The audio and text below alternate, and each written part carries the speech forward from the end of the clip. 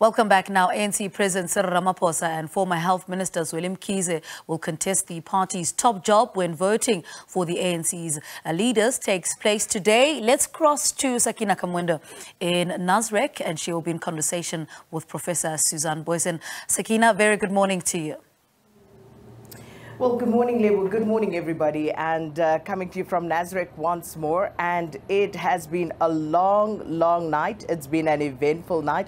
We expected as much. And of course, this is all in the proceeding leading up to what is, of course, going to be perhaps the highlight of the conference. And that is the election of the now top 7 leadership of the African National Congress. And voters, the voting delegates here yesterday, they were still processing some of the accreditation, which was, of course, a bit concerning for some, and then those who had been left out who felt completely disgruntled. But if you look at the number of voting delegates expected from the provinces and what ultimately was settled on, you look at the provinces, Eastern Cape, 99% of those who had come actually will get to cast a ballot here today, as well as the Free State, 97% ultimately. And what that speaks to is, for example, if you look at Gauteng, 466 delegates were expected, and 465 were actually registered. So just one off, and that is just about 100%. And then KZN, 877 expected, 876 have been registered. Limpopo coming in with the number of registered candidates at 593. Then we have Mpumalanga, 369. Northern Cape will have 241 voting delegates here. The Northwest Province, 305. And the Western Cape, 258. That comes to a total of 4,013 and translates to 99% of voting delegates. And then, of course, you have the additional delegates, the NEC, 106, the PECs, 232, the ANC Veterans League, they will have 25. And you would remember, because there are entities in place for these structures, the various leagues, the Women's League, the Veterans League, as well as the Youth League, they each will have 25 votes as opposed to the 60 votes that they would ordinarily have had these structures been fully operational. So 25 for the ANC Veterans League. The ANC Women's League have 22 registered candidates who will be casting a ballot, and the ANC Youth League 22 as well. So as far as the delegates there, 92% registered, and this makes for 4,426. That's the total number of delegates registered who will be able to cast a ballot here today. And today, of course, will be the voting for the top 7 positions, not a top 6. One of the amendments that was made was for an additional position on the top 6, which is now top 7. And of course, there were 22 other amendments to the ANC's constitution, but we'll talk more about that at a later stage. I'm joined by Professor Susan Booysen. Prof, good morning. It's been a busy night, and of course, a long day yesterday. Yes, indeed. When things got rolling yesterday, they were rolling indeed. And besides the formal proceedings that we've seen, and there was also so much horse trading going on in the background. And of course, as you noted, the accreditation being completed after some hiccups. And I saw that they ascribed it to low flowing processes. Of course, everybody's favorite excuse in South Africa, load shedding, poor signal, and yes, and there were a few altercations around the accreditation center, but eventually it was all done. And yes, it's big time, and so now the big thing is today they are voting for the top 7. And yes, we'll see how long it takes to count those votes and whether there are any disputes. But that is the main business of this conference. Definitely the main thing that delegates are interested in, not so much in the policy issues that are coming up that have to be deliberated. This is what they feel they are here for. And it's so important for the direction of the ANC as to what will transpire here. We know from preliminary nominations that Cyril Ramaphosa for the presidential position has a pretty big lead. From informal conversations here and news shared informally by delegates, they think he could still be in a lead, but that the gap would be much closer. And then one thinks back of conferences like where it was 2/3 majority that Zuma won over Mbeki at that time in Polokwane. Mangaung was a 75% victory for former President Zuma when he was re-elected. And now, is it going to be a big majority or a small majority? And is there still some leeway as to what direction it may go? From these conversations that one has, it seems they think it could be a much smaller majority if Ramaphosa indeed prevails, he and his camp. And others, one can see in the slates of nominations how they're coming through. But everybody seems to think it's going to be smaller than that big nominations majority that was indicated a few weeks ago. And one could see in the nominations from the floor last night, big excitement after midnight at slot there. And that there seems to be an effort to bring a Ramaphosa slate more into prominence there. Of course, the deputy presidency of the ANC, there are basically two Ramaphosa people in that pack of three, which could split a vote. And on the other side, when Ramaphosa came in as a new candidate for as Secretary General. So interesting developments there.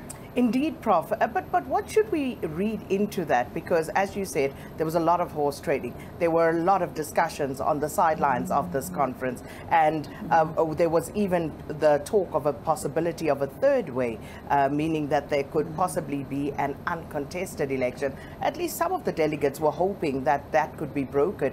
Obviously not. As you say, for the position of Deputy President, you've got two candidates in there who are seen as being affiliated to President Ramaphosa. So what does that say about the interaction between the various camps here at conference? Was the horse trading unsuccessful?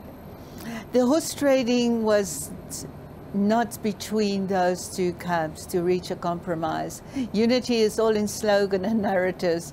It's not in actual coming together of those camps. One definitely does not see that. So horse trading was between different provinces. For example, the Zweli Mkhize side, they apparently were really trying to win over the north provinces like the Northwest and Limpopo, trying to construct a majority over the other camp. And if one counts these delegates, the numbers that you've mentioned there, if one puts together hypothetically a grouping, and this is what horse trading was about, of KwaZulu-Natal, Limpopo and Northwest, one gets not yet to a majority, but pretty formidable number of delegates could be voting in that direction. If, of course, the horse trading and the discarding of previous mandates from branches and regions and provinces all get thrown out, and that's what people at conference say.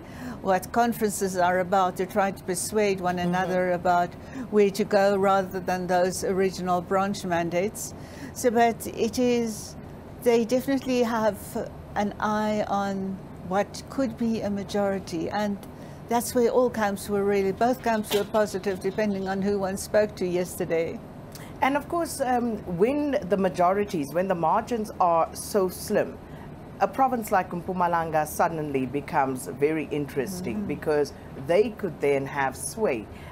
Someone like the Deputy President, David Mabuza, who seems to now be on the periphery of things, how important could he then ultimately become if indeed, of course, he still has much or any influence in that province and how it votes? Yes, it's fascinating because we know the last time it was quite upfront. A third way, last time I mean 5 years ago at Nasrec too, when there was a sudden realignment, Paul Mashatile, Gauteng, David Mabuza and the Premier League provinces. So, and some came together on this unity ticket and really altered the balance of forces. So far we do not see that kind of division or split of an alternative kind of way that are directing the proceedings and the vote proceedings here. So far it seems to be pretty straightforward between these two camps. But we know surprises emerge.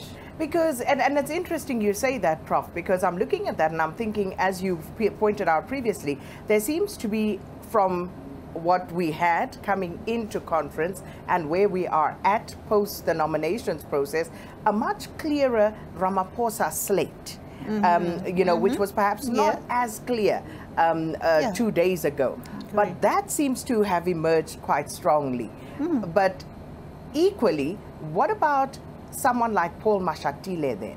You know, what about some of the other candidates who, as you say, where there are 3 nominees for a particular position? How is that likely to play out with the support that they bring into conference? Yes, yes.